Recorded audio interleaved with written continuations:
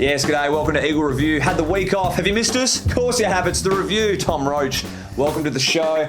Put in a much better performance on Friday Night Football. Centre stage of the country, knocking off last year's Premiers Geelong by 5 points in the end. Yeah, good effort for the boys. I think Geelong a little bit tougher though in the finals. They didn't have Chappie, Hunt, Kelly, Corey, and Hawkins went down halfway through the first quarter. So I think they'll be stronger come finals time. But so will we, mate. Getting some good players back, and that's where we kick off this part of the show. Crowd sense the moment. The stutter steps. The big long ball. Number 10. It's a thing of beauty. Despite having 3 of the boys on the long-term injury list, senior coach John Worsfold believes this is the healthiest the list has looked all year. Superstar forward Josh Kennedy set to return for the East Fremantle Sharks via the waffle this week. Long time coming. And also midfielder Matty Rosa is just a week away from returning from his fractured jaw against the Lions. He's looking a lot better and he's feeling really good. He's been running and training from the weekend and feeling physically really good. Yeah, Thump, it'd be great to get Matty back anytime soon. Apparently he's asked our co-worker Magic Narkle for his helmet that he wore back in the 80s. Absolute ripper, dusting off the cobwebs for that one, mate.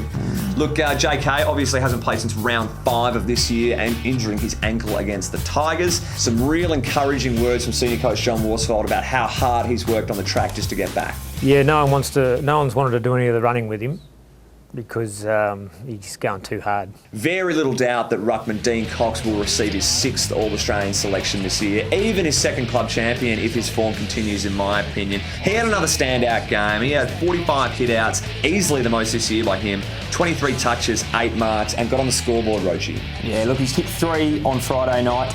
Kicked 25 of the year, Thumper. That's the most he's ever kicked in a season, and he's obviously stepped up when needed. Yeah, has filled the forward line gap very well. Look, a comment was thrown to John Worsfold about whether this forward line will be a bit too top-heavy with the ruckman, Josh Kennedy, Quinton Lynch. Here's his response. It works well for us because of the ability of what Jack Darling offers in terms of speed across the ground. He's not just a tall player. Kennedy's not just a tall player. He's very good at ground level and with the pressure he puts on. If they are just tall players that, if they didn't mark it, they offered nothing else, then we wouldn't go that way. As good as the big fella Dean Cox was, there's no disputing our overall midfield dominance. Everyone's stepping up on the night. Matty Prittis, feel like I talk about him every week. He had 24 touches, 7 hardball gets, 2 goals. One was security trying to smother him. Idiots. I know. They could have waited. What are they thinking? Numbnuts. Nick Nat stepped up. He had 22 hit-outs, 18 touches and 2 goals. Shuey, 27 touches, 9 clearances, 8 inside 50s and a goal. They've all hit the scoreboard hard, Rochi. Yeah, they have. And it was also great to see the veteran back, Andrew Embley, come on as the sub.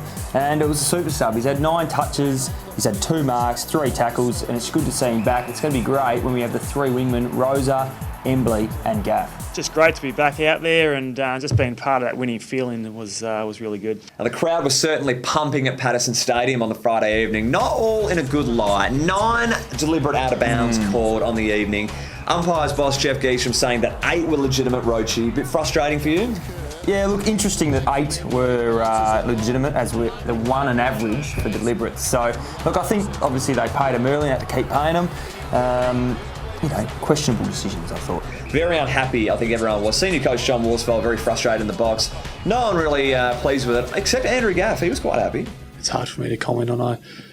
I got a free kick for it, so I can't complain too much. I'm happy for that. Wow, what a talking point it's been. Geelong's Joel Selwood forced to take a reprimand, 80 points towards his record for his push on brother Adam Selwood as he was on the ground grimacing, struggling after they clashed on the boundary line. What are your thoughts, Rochi? Look, not much in it. I don't think we'd be talking about it if it wasn't his brother, but he's giving a little shove afterwards saying, hey, not in my town. But would this be an issue if they weren't brothers? Is everyone just saying, give him the time of day, they're related? Should that even be an issue? Yeah, I don't know. Look, I thought the younger brother mentality would come into it, and I would have thought he'd be on the ground, but obviously not. So it was a tough one. Adam Selwood, tough on the night, tough day. He had 6 high tackles played on him on the second quarter, getting belted. Even the commentators were getting his name wrong on the night. He's going nowhere. Adam Scott was just waiting for him. Yeah, I think Sellers thought he was Adam Scott at the end of the night with all those hits to the head. He didn't know what game he was playing. Well said. There's a reason we left Daniel Kerr out of the midfield grunt segment. He had a tremendous game on the weekend. He had 29 touches, 7 clearances, also a goal. But what was this little gesture he's given here, Roach? You were a bit of the tap of the old love machine. Yeah, I think it's code for something. I couldn't work it out. Is he saying, I've got the stones to be taking on these Geelong Blacks? Well, I don't know. He's tapping his package. I'm not sure what was happening. Magic moment time. We look forward to them. I'm going to lock in the big Q stick. He's put on a tremendous smother against Tom Lonergan. Nick Nat's helped out with a good tackle here. Good. And Lynchy just loves a snap round the body. And I probably think he's one of the best goal celebrator in the league. He really gives it to the crowd. I love it. Yeah, he doesn't mind it. What do you think? My magic moment, Gaffy running into the umpire here, so that's probably not good work for the umpire. Get out of the way, mate. And Stevie J, go back and slot it, mate. What are you doing? You're 30 out anyways. Tried to snap it. He hit it dead straight, but, mate, you got to make the distance. Geelong coach said he was pretty happy about him doing it. He said he's used to it. I reckon you get dragged in under nines for doing that, but the Geelong coach is pretty impressed with it. Yeah, well, Stevie J's a bit of a gun. I think you let him do whatever he wants. Rightio, let's move on. The game is on Sunday. With teams are in, extended interchange of course. We've got Andrew Strike, Mitch Brown, Brad Dalziel, Lewis Stevenson. Tom Swift has been omitted. Big game against Port. It's one you don't want to drop. Over there, you never know how they're going to play Port. They're an up and down team. I want your match winner for the day. You've been desperately out of form, to be quite honest. Jeez, rephrase. Is that right? Mate, 2 weeks ago, obviously haven't been here for a couple of weeks, I made a bold predicament that one of our forwards would kick 5, and guess what? Yeah, no, you're throwing a blanket over No. 5 forwards. I You said said one of 3. them will kick a score. Well, I put Darling in the mix, and he kicked 5, so great effort. Can you Anyway, be a bit more points this for week, me? I'm gonna narrow it down. Andrew Embley, he might play the full game this week. I'm not sure where he's starting, but if he starts and plays 90 to 100 minutes, I reckon he'll get 30 touches on a wing. He won't get tagged. Watch out, wax back. Beautiful work. Until next week. Thanks for your company. Hooroo to next review.